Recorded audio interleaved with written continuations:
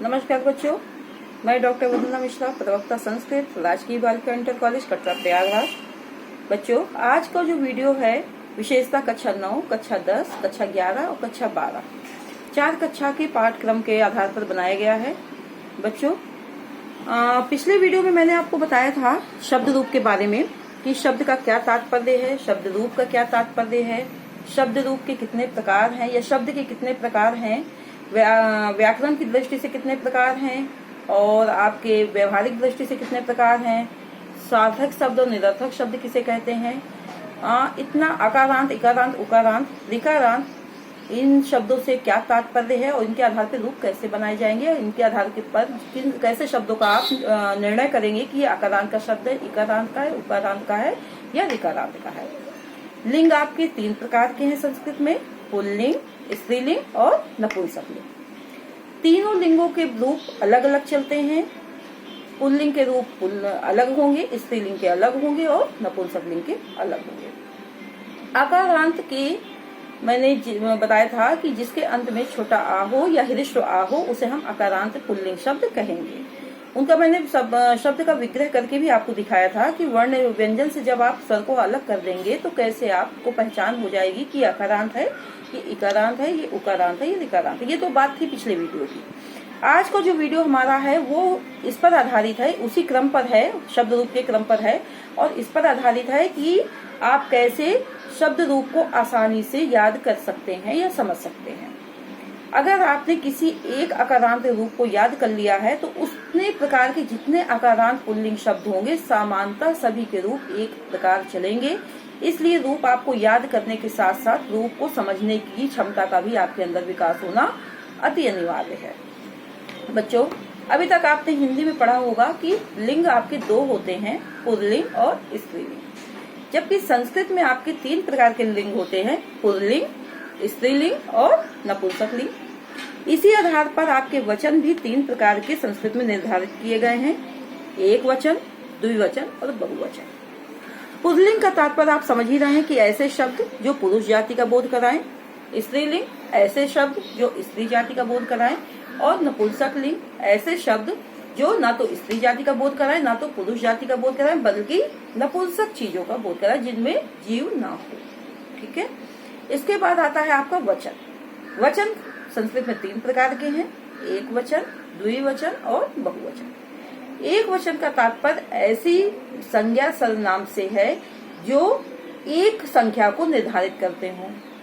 द्विवचन का तात्पर्य ऐसे संज्ञा सर्वनाम से है जो आपकी 2 संख्या को निर्धारित करते हैं और 2 से अधिक जितने भी हो, 3, 4, 5 या इससे अधिक असंख्य जितनी भी संख्या बढ़ती आपकी जाएगी वे सभी आपके बहुवचन के अंतर्गत रख दिए जाते हैं। संस्कृत में आपके जब रूप आप याद करेंगे तो उसमें आपकी विभक्तियां मूलतः 7 हैं। प्रथमा विभक्ति, द्वितीय विभक्ति, तृतीय विभक्ति, चतुर्थी विभक्ति, पंचमी विभक्ति, षष्ठी विभक्ति, सप्तमी विभक्ति। लेकिन वैयाकरण केवल 6 विभक्ति को मानते हैं। जब आप आगे प्रतियोगी परीक्षा देंगे और उसमें पूछा जाएगा कि कारक कितने हैं, ये विभक्ति कितनी है, तो आप विभक्तियां 7 लिखेंगे और कारक आपके 6 हैं। उसके सूत्र हैं, वो जब आपका पाठ्यक्रम आगे बढ़ेगा और आपके पाठ्यक्रम में कारक विभक्ति होगा तो मैं उसको भी वीडियो बनाऊंगी और आपको अपलोड करूंगी। कहते हैं इसके साथ साथ एक संबोधन होता है और संबोधन का तात्पर्य होता है जब हम किसी को बुलाते हैं तो उसमें हम हमेशा संबोधन का प्रयोग करते हैं। ठीक है।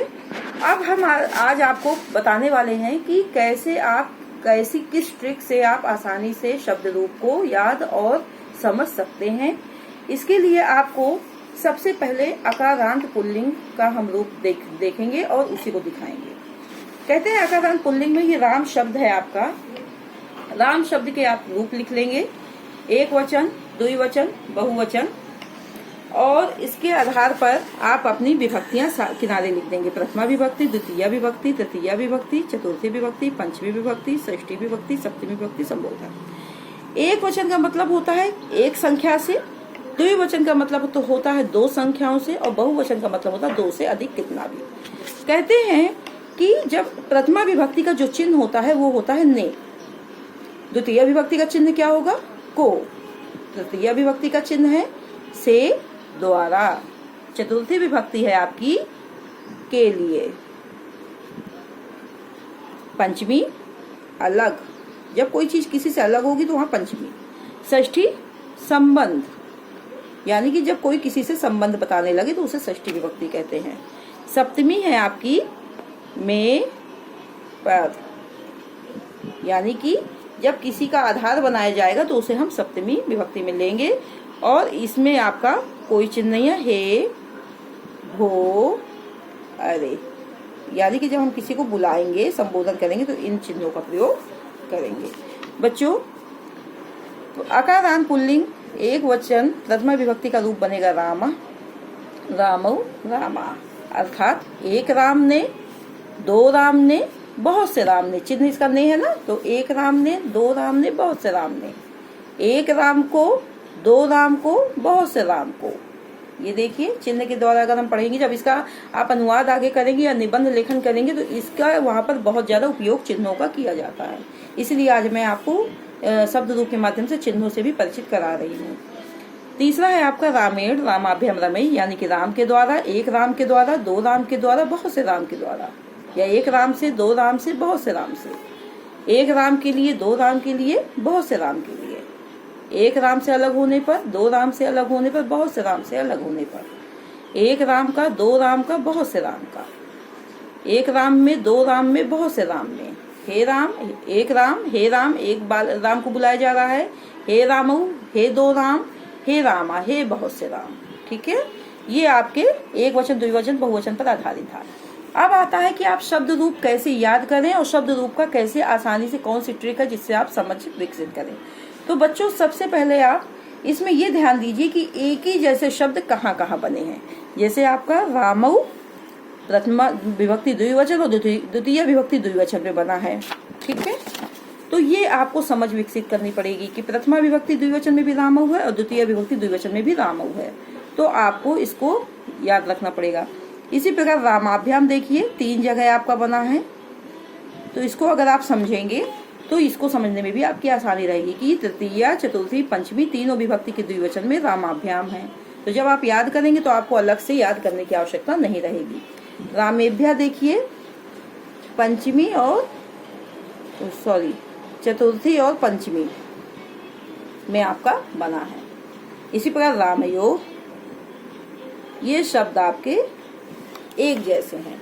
तो इनको जब आप रूप याद करेंगे तो आपको ये दिमाग में रखना पड़ेगा कि द्विवचन में दो बार रामऊ है, प्रथमा द्वितीय विभक्ति में, तृतीय, चतुर्थी, पंचमी में तीन बार द्विवचन में आपका रामाभ्याम है, बहुवचन में रामेभ्या है, और षष्ठी और सप्तमी विभक्ति के द्विवचन में रामयोग है।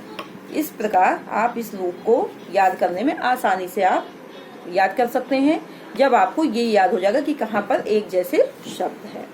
इसके साथ साथ जब आप आकारांत पुल्लिंग के रूप याद कर लेंगे तो आपको इसी की तरह जो रूप और भी शब्द हैं, जैसे आपका आ जाएगा नर, बालक, ठीक, इसके साथ साथ और का बहुत सारे शब्द हैं आपके, पुरुष,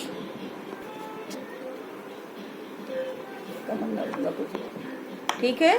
तो इस आधार पर आप जितने भी आकारांत पुल्लिंग शब्द होंगे आप उनका रूप एक जैसा बना सकते हैं। जैसे रामा, रामौ, रामा, बालकः, बालकौ, बालका, रामम, रामौ, रामान, बालकम, बालकौ, बालकान, रामेण, रामाभ्याम, रामई, बालकेन, बालकाभ्याम, बालकई, रामाय, रामाभ्याम, रामेभ्यः, बालकाय, बालकाभ्याम, बालकेभ्यः, रामात्, रामाभ्याम, रामेभ्यः, बालकात्, बालकाभ्याम, बालकेभ्यः, रामस्य, रामयो, रामाणाम, बालकस्य, बालकयो, बालकानाम, रामे, रामयो, रामेषु, बालके, बालकयो, बालकेषु। इस प्रकार आप सारे पुल्लिंग आकारांत शब्द के रूप एक जैसे चला सकते हैं। बच्चों, इसके साथ साथ एक मैं स्त्रीलिंग का भी आपको दिखा दूं जल्दी से कि स्त्रीलिंग में आकारांत होता है, आकारांत नहीं होता, क्योंकि स्त्रीवाचक जितने भी शब्द होते हैं उनके लास्ट में बड़ा आ आता है, इसलिए हम इसको आकारांत कहते हैं। तो लता की जैसे ही जितनी भी लड़कियों के नाम आएंगे, उस बालिका, लड़कियों के जितने भी नाम होंगे उन सब के रूप इसी जैसे चलेंगे, जिनके अंत में बड़ा आ होगा। जैसे रमा, सीता, गीता, मीता, जितने भी लड़कियों के नाम हैं वो सारे नाम रूप ऐसे ही चलेंगे। तो देखते हैं, लता, लते, लता, यहाँ हमने विभक्तियां नहीं लिखी आपकी, प्रथमा, द्वितीया, तृतीया, चतुर्थी, पंचमी, षष्ठी, सप्तमी और ये संबोधन। ठीक है, और यहाँ है आपका एक वचन, द्विवचन, बहुवचन। बच्चों जो हमने पहले आपको चिन्ह बताए हैं वो सारे चिन्ह यहाँ पर भी लागू हो जाएंगे। जैसे लता लते लता, एक लता ने, दो लता ने, बहुत से लता ने। लताम लते लता, एक लता को, दो लता को, बहुत से लताओं को। ठीक है, लतया लताभ्याम लता भी, एक लता के से या एक लता के द्वारा, दो लताओं के द्वारा, बहुत सी लताओं के द्वारा। इस प्रकार आप ये रूप भी याद कर लेंगे। और अगर आप एक आकारांत रूप याद कर लेते हैं तो इसी प्रकार आप सारे रूप आकारांत स्त्रीलिंग के चला सकते हैं। जैसे आप सीता का रूप इसी तरह चला सकते हैं, इसी तरह आप राधा का रूप चला सकते हैं, इसी प्रकार आप मीरा का रूप चला सकते हैं, इसी प्रकार आप बालिका का रूप चला सकते हैं। मतलब लड़कियों के जितने भी नाम हैं उन सब के रूप जिनके अंत में बड़ा आ है वे सारे रूप एक ही जैसे चलेंगे। इनको भी पहचान करने के लिए हमें क्या करना होगा, एक जैसे शब्दों को पहले हम अलग कर लेते हैं जो एक जैसे शब्द हैं। देखो, और इसको हम दिमाग में बैठाएंगे कि कहाँ एक एक जैसे शब्द रखे हैं।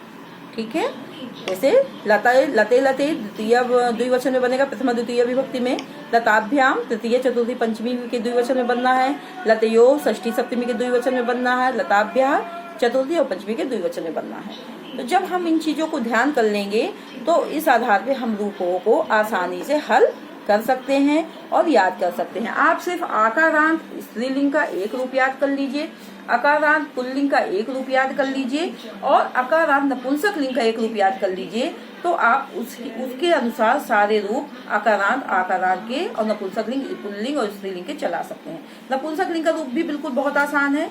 बिल्कुल मैं आपको पुल्लिंग के जैसे ही वो चलता है आकारांत का, बस अब 2 लाइन आपको यहाँ पे बताऊंगी मैं। जैसे आपका पुल्लिंग के लिए, अब नपुंसक लिंग के लिए आपको क्या करना है इसमें देख लेते हैं कि जैसे फलम, फल शब्द है, फलम नपुंसक लिंग ही है, फल शब्द है, ये अंत में आ है, अकारांत है नपुंसक लिंग का। तो इसका रूप केवल 2 प्रथमा विभक्ति में और द्वितीय विभक्ति में एक जैसा चल जाएगा और तृतीय विभक्ति से वो पुल्लिंग जैसा चलने लगेगा। जैसे फलम, फले, फलानी, फलम, फले, फलानी, एक ही जैसा चलना है। तृतीय से बिल्कुल पुल्लिंग की तरह चलेगा। फलेन, फलाभ्याम, फलाई, फलाए, फलाभ्याम, फलाई, फलात, फलाभ्याम, फलाए, फलाभ्याम, फलेभ्या।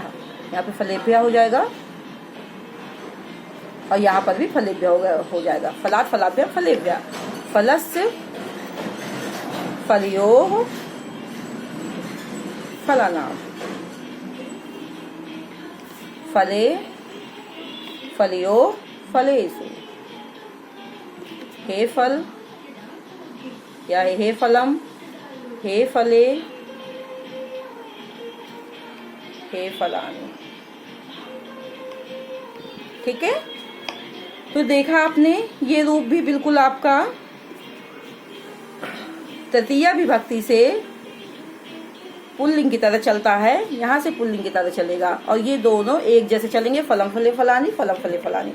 तो अगर आप बच्चों आप अकारांत पुल्लिंग, स्त्रीलिंग और नपुंसक लिंग तीनों का एक एक रूप याद कर लेंगे, समझ लेंगे, तो उस आधार पे आप अन्य रूप भी आसानी से चला लेंगे और इसके आधार पे आप अपना व्याकरण मजबूत कर लेंगे। आशा करते हैं शब्द रूप का आकारांत प्रकरण आपको अच्छे से समझ में आ गया होगा। आप इनका पुनः पुनः अभ्यास करिए और इस आधार पर अपने नोटबुक में एक नोट्स बनाइए कि शब्द किसे कहते हैं। आज का अभ्यास कार्य आपके लिए शब्द किसे कहते हैं, शब्द रूप से आप क्या तात्पर्य है, शब्द रूप से आपका क्या तात्पर्य है, शब्द कितने प्रकार के हैं, आकारांत पुल्लिंग, स्त्रीलिंग और नपुंसक लिंग के रूप लिखिए। धन्यवाद।